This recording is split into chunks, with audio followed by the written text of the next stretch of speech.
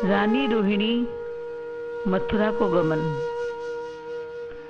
यहाँ विश्वानु कीर्ति बरसाना गए और उधर मथुरा से वसुदेव का भेजा रथ नंद द्वार पर आ खड़ा हुआ। नंद द्वारे लोगों की भीड़ होने लगी।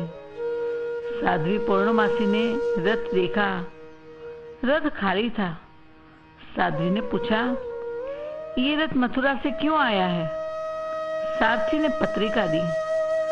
साध्वी ने पढ़कर नंद यशोदा को सुनाई कि रोहिणी जी को वसुदेव जी ने मथुरा रहने बुलाया है। नंदराय बोले, यह तो होना ही था। वे कब तक अपने स्वामी से यहाँ पृथक रहती? कंस मारा गया, मथुरा में शांति हो गई। वे रानी माँ को अब यहाँ कैसे रोका जा सकता है? रोहिणी जी ने सुना मुझे रथ लेने आया है। वे बोली, मैं नहीं जाऊंगी। अपनी मैया से भी इतना वात्सल्य मैंने नहीं पाया जितना यहाँ पा रही हूँ।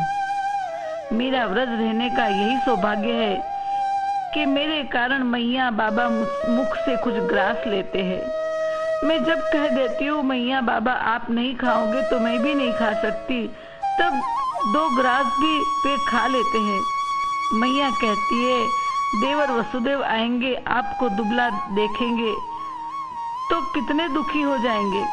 मैया को बाबा को मनाकर खिलाने का काम केवल मैं ही कर सकती हूँ।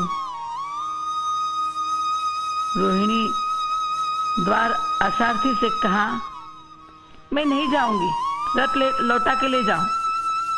स्वामी से कहना मथुरा में अब मेरा कोई प्रयोजन नहीं।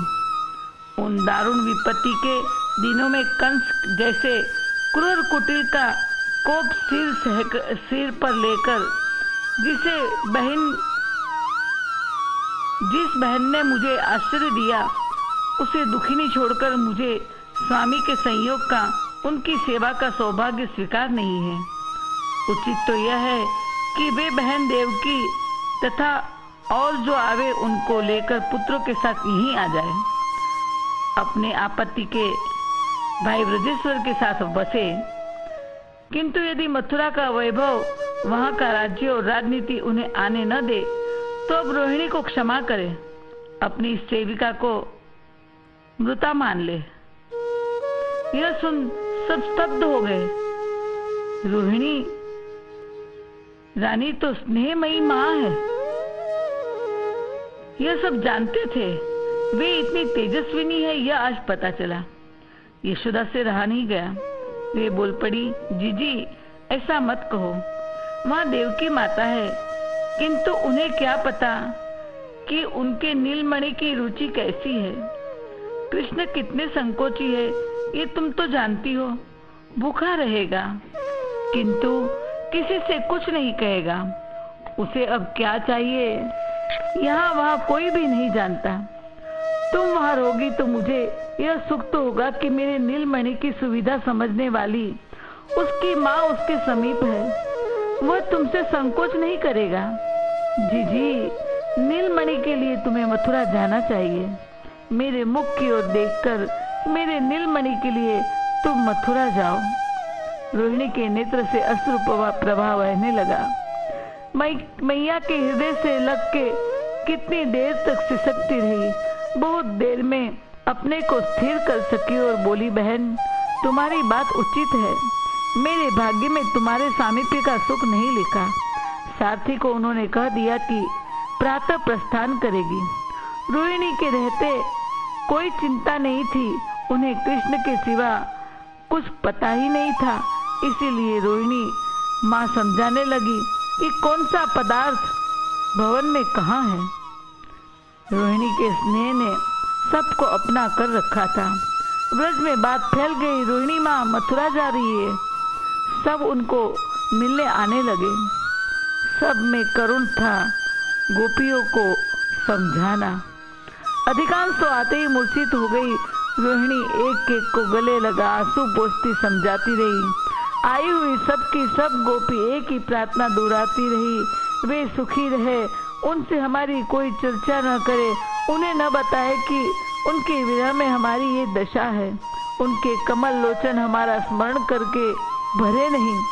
वे हम सबको व्रज को भूलकर यदि सुखी होते हो तो आप ऐसा ही यत्न करें।